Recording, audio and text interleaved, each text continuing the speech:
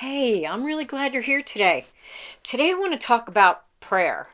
And I want to talk about prayer because I feel like I've had like this ongoing journey about prayer and how it has sort of developed and grown and shifted, and my perception has developed and grown and shifted. And I feel like the most recent version of how I think about prayer, um, I just felt like it's really important for me to share it. So here it goes. When I think about prayer, like the immediate thought is like, when we would sit at the table and someone would say grace and we would fold our hands and bow our head. Or if we were going to sleep at night, we used to have a prayer that we said before we went to sleep. That didn't really make any sense to me at the time, but we did it.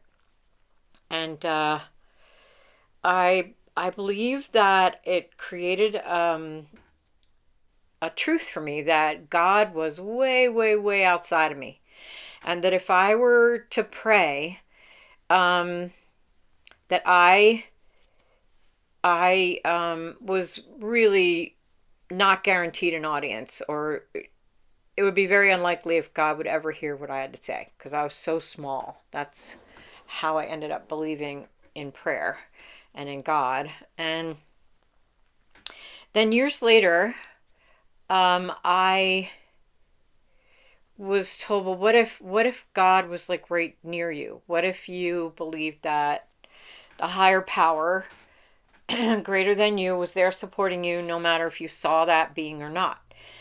And so I imagined that for a while, and I ended up feeling pretty good about that. It took me a couple of months, but I was able to shift my perception, and I didn't feel so alone in the world, and that was a pretty cool shift.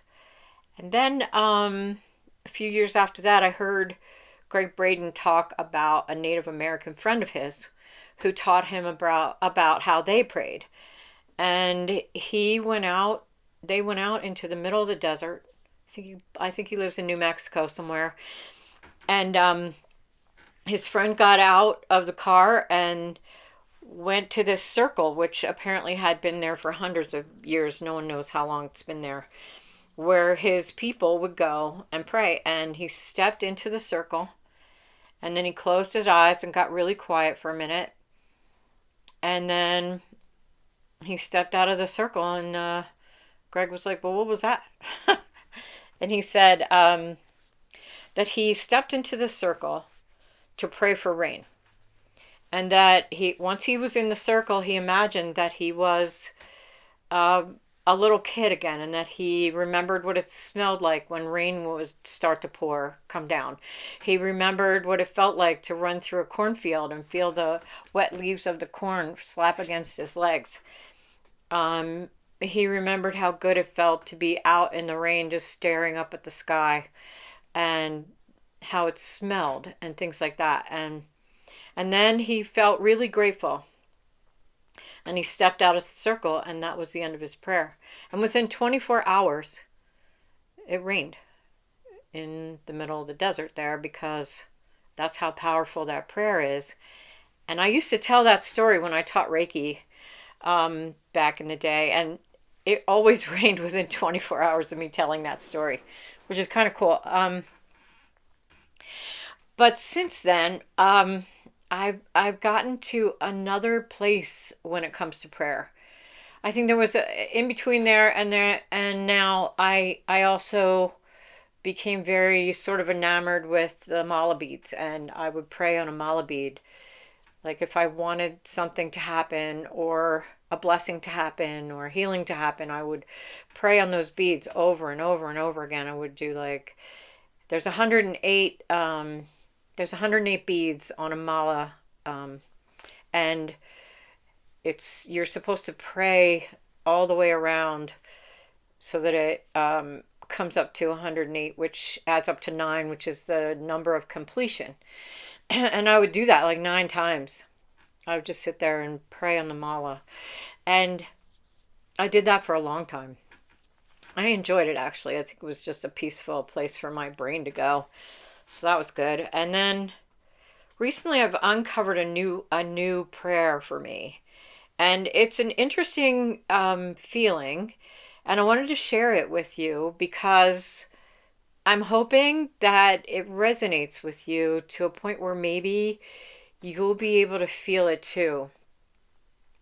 So when I go in to pray, I will, for instance, one of the prayers that I often have is, um,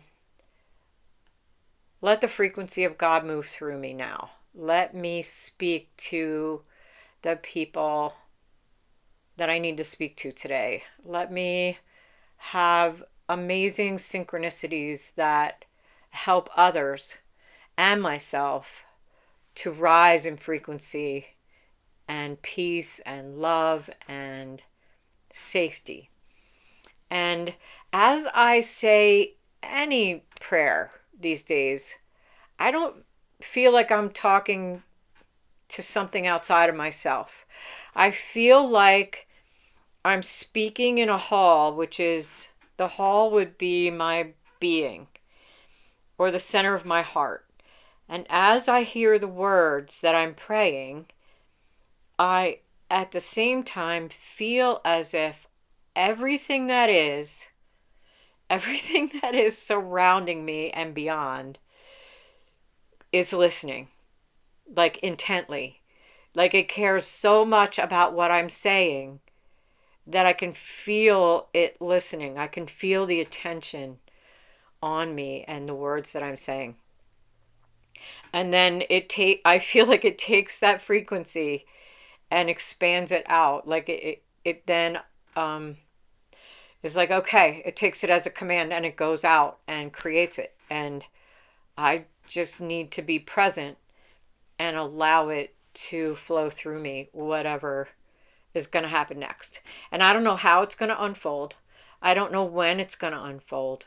So, whatever prayer I say now just seems so powerful that I feel like I can trust it.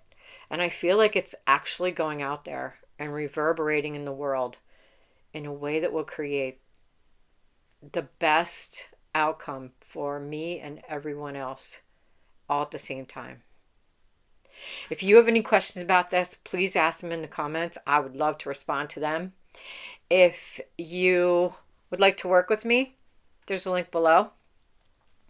And I just hope this helped somebody today. I hope someone can hear this and go, oh, and just shift from everything being outside of you and saying a prayer outside of you to saying a prayer inside of you and being heard so powerfully that it has to manifest. That's my hope, my wish for today. Okay. All right. I hope you all liked the video. I hope it helps somebody out there. And until the next video, have a great day.